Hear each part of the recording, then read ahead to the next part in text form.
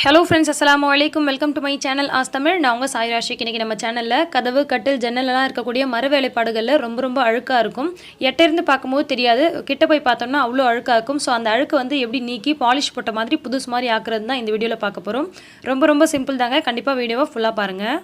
So இப்போ நம்ம clean பண்றதுக்கு முன்னாடி கட்டில் எப்படி இருக்கு அப்படிங்கறத ஒரு வியூ பாத்துருங்க. எந்த அளவுக்கு தூசியா இருக்கு, எந்த அளவுக்கு அழுக்கா இருக்கு, நம்ம க்ளீன் பண்ணதுக்கு அப்புறமா அது எவ்வளவு வந்து சூப்பரா இருக்கு, பாலிஷ் போட்ட மாதிரி அப்படின்றது உங்களுக்கே தெரியும்.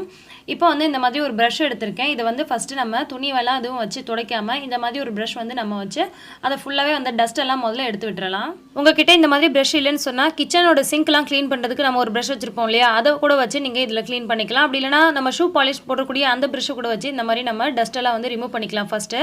இதோடயே நம்ம வந்து துடைக்கும்போது மேலும் அழுக்காகும். சோ அதுக்காக தான் வந்து ஃபர்ஸ்ட் வந்து இந்த மாதிரி ஒரு ஈரம் இல்லாத ஒரு பிரஷால நம்ம வந்து அந்த டஸ்ட் எல்லாம் முதல்ல வந்து எடுத்துறணும்.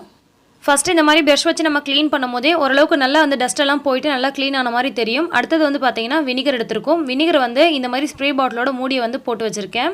இத வந்து அப்படியே வந்து அந்த மர இடுக்கு வேலைப்பாடுகள் எல்லாம் நம்ம வந்து ஸ்ப்ரே பண்ணி விட போறோம். இந்த மாதிரி ஸ்ப்ரே பண்றனால பாத்தீங்கன்னா உள்ள இருக்கக்கூடிய அழுக்கு நல்லா எடுத்துட்டு வரும். அதே மாதிரி வந்து பூச்சி எல்லாம் எதுவும் பிடிக்காம பாத்துக்கும். கதவு ஜன்னல் எல்லாம் பாத்தீங்கன்னா இடுக்குல வந்து பூச்சி வந்து ஒரு மாதிரி கூடு கட்டும். சோ அந்த மாதிரி எல்லாம் இல்லாம இருக்கிறதுக்கு இந்த மாதிரி வினிகரை வந்து நம்ம லைட்டா ஸ்ப்ரே பண்ணி விட்டுட்டு அந்த பிரஷ் மேலே வந்து ஒரு கிளாத்தை போட்டுக்கலாம். கிளாத் போட்டுட்டு அது மேல வந்து நம்ம இந்த மாதிரி வந்து தொடச்சி விட போறோம்.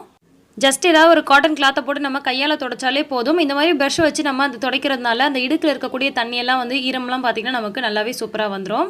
அதுக்கு அப்புறமா ஒரு கர்ச்சீஃப்ல கொஞ்சமா வந்து தேங்காய் எண்ணெய் விட்டுக்கிறேன். தேங்காய் எண்ணெய் விட்டுட்டு அதுக்கு மேல வந்து ஜஸ்ட் லைட்டா ஒரே ஒரு கோட்டிங் கொடுத்துறது மாதிரி பண்ணோம்னா நமக்கு நல்லா அழகா சூப்பரா பாலிஷ் பண்ண மாதிரியே இருக்கும். தேங்காய் எண்ணெய் போட்டு துடைக்கும்போது இடுக்குலலாம் விட்டு நல்லா துடைக்கணும் அப்படின்ற அவசியம் கிடையாது. ஜஸ்ட் லைட்டா வந்து மேலாக்க தடவினாலே போதும். அப்ப நல்லா பாலிஷ் பண்ண மாதிரி நல்லா சூப்பரா அழகா இருக்கும். சோ ஒரு பகுதியை மட்டும் நான் உங்களுக்கு காமிக்கிறேன் பாருங்க. க்ளீன் பண்றதுக்கு முன்னாடி எப்படி இருக்குது, க்ளீன் பண்ணதுக்கு அப்புறமா வந்து இந்த பிக்சர் எப்படி இருக்கு அப்படின்றத நீங்களே வந்து பாத்துக்கோங்க. எந்த அளவுக்கு நல்லா சூப்பரா பாலிஷ் பண்ண மாதிரி நல்லா அழகா இருக்கு பாருங்க. இந்த மாதிரி கட்டில் மட்டும் இல்லாம நல்ல கதவு, ஜன்னல் இந்த மாதிரி மர வேலைப்பாடுகள் அதிகமா இருக்கக்கூடிய எல்லா இடத்துலயுமே நீங்க பண்ணலாம். நிறைய பேர் வந்து பாத்தீங்கன்னா அந்த கதவு மெயின் டோர்லாம் பாத்தீங்கன்னா நல்ல விலை கொடுத்து போட்டு வாங்கி வச்சிருப்பீங்க. ஆனா க்ளீன் பண்ணாம பாக்குறதுக்கே அசிங்கமா இருக்கும். சோ இந்த மாதிரி பண்ணிட்டீங்கன்னா பார்க்கவே ரொம்ப சூப்பரா இருக்கும். சோ இந்த வீடியோ உங்களுக்கு பிடிச்சிருக்கும், யூஸ்ஃபுல்லா இருக்கும்னு நினைக்கிறேன். பிடிச்சிருந்தா இந்த வீடியோக்கு ஒரு லைக் போடுங்க. மறக்காம உங்க ஃப்ரெண்ட்ஸ் அண்ட் ரிலேட்டிவ்ஸ்க்கும் ஷேர் பண்ணி விடுங்க. இதுவரைக்கும் ஆஸ்க் தமிழ் சேனலை சப்ஸ்கிரைப் பண்ணாதவங்க சப்ஸ்கிரைப் பண்ணிக்கோங்க. எல்லா புகழும் இறைவனுக்கே. நன்றி.